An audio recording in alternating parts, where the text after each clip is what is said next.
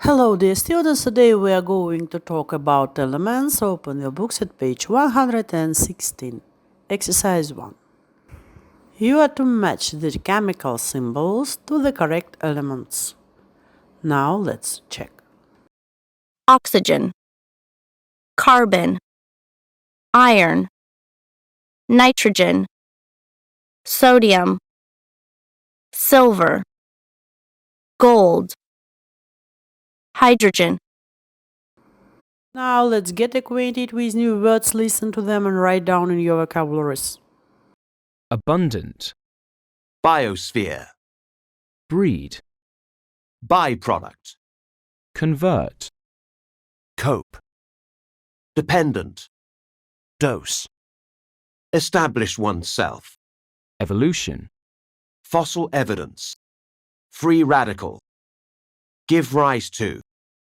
molecule, photosynthesis, power, process, rely on, See algae. Steadily. Toxic. venture, wing, Exercise 2. What do you know about oxygen? I know that oxygen is in the air we breathe and that trees provide us with it. Which of the sentences below are true? Now you are to read the text and check your answers.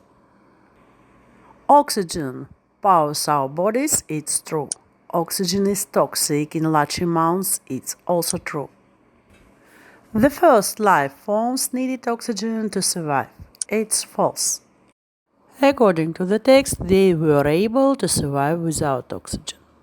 Oxygen is the main product of photosynthesis. It is false because it's a byproduct. Animals were smaller in the past because of oxygen. It is false.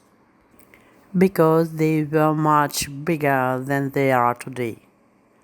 And the last, the amount of oxygen in the atmosphere has been constant through time.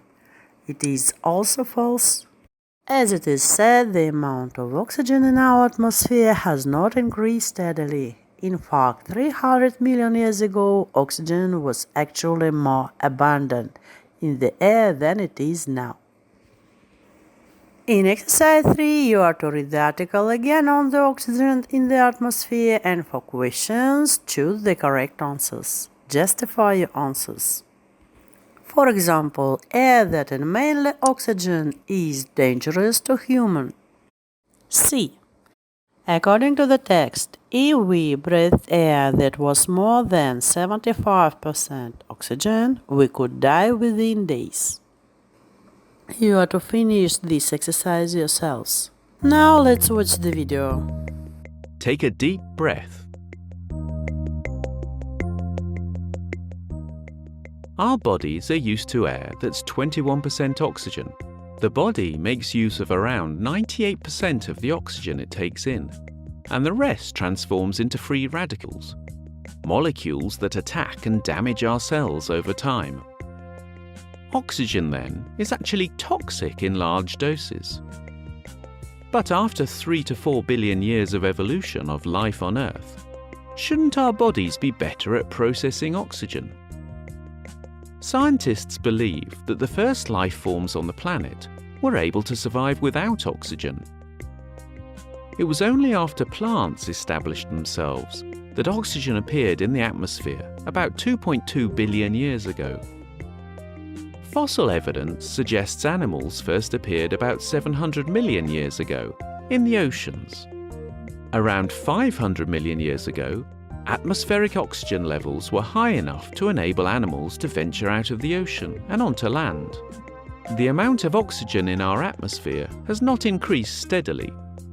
In fact, 300 million years ago, oxygen was actually more abundant in the air than it is now, making up 50% of it. As a result, animals were much bigger than they are today. By 240 million years ago, though, oxygen levels had fallen to just 12% of the air. If it's surprising that the amount of oxygen in the atmosphere has varied during animal evolution, it's perhaps even more surprising to learn that the planet is more dependent on oxygen produced in the oceans than on land. Scientists estimate that sea algae replace around 90% of the oxygen in the biosphere. So, today's most complex life forms not only originated in an environment in which they now cannot breathe, the ocean, they rely on it for their survival.